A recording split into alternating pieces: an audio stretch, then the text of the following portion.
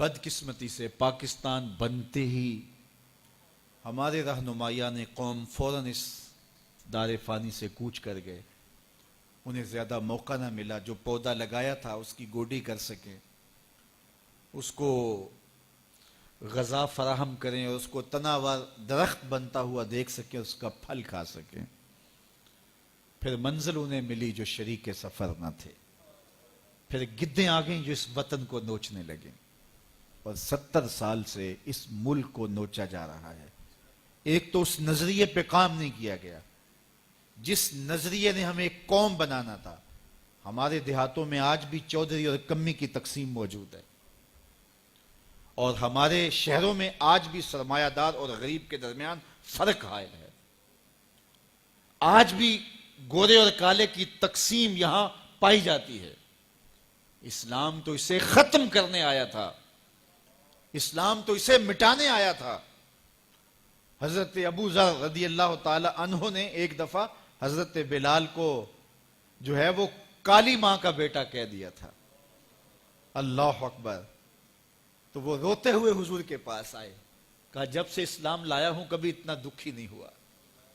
میں نے کوڑے کھائے ہیں، ضربیں سہی ہیں، میں نے تپتی ہوئی ریتوں کے اوپر اپنے آپ کو مشق ستم ہوتے دیکھا اور ظلم سہے ہیں، لیکن کبھی دکھی نہیں ہوا.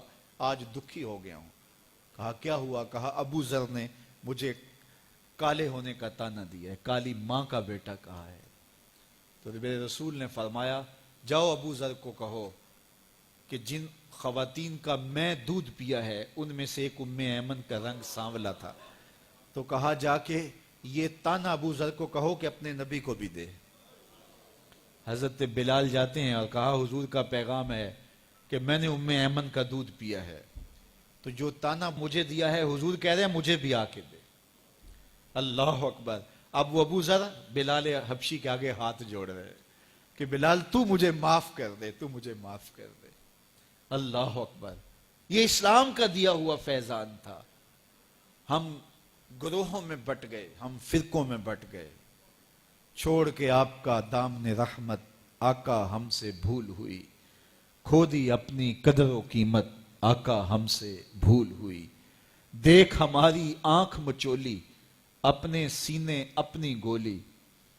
بھول گئے ہم درس اخوت آقا ہم سے بھول ہوئی. بن گئے سیموں زر کے بندے تن کے اجلے من کے گندے. لٹ گئی ہم سے فقر کی دولت آقا ہم سے بھول ہوئی. دنیا کے ٹھکرائے ہوئے ہیں تیرے در پہ آئے ہوئے ہیں. کھول دے اپنا باب رحمت آقا ہم سے بھول ہوئی. ہم سے بھول ہو گئی اور ہم نے ایک قوم بننا تھا. دنیا کے سامنے اسلام کا ایک روشن نقشہ پیش کرنا تھا. اس وطن کو تجربہ گاہ بنانا تھا اسلام کی، اور دنیا کو بتانا تھا کہ یہ اسلام کا روپ ہے. لیکن ہم ایک ہجوم بن کے رہ گئے، ہجوم بھی بے ہنگم آوارہ. ہم ایک قوم نہ بن سکے، ایک جسد واحد نہ بن سکے. ہم اسلام کے اس نظریے کا عملی نمونہ نہ بن سکے. ہزاروں لاکھوں لوگوں نے جس وطن کو حاصل کرنے کے لیے قربانیاں دی تھیں، لوگوں نے گھر بار چھوڑے تھے. کوئی اتنا آسان کام نہیں تھا وطن چھوڑ کے آنا. لیکن بدقسمتی سے آج ہم جہاں کھڑے ہیں، جو ہماری حالت ہے، بن گئے تن کے نشیمن کے کفس کی تیلیاں.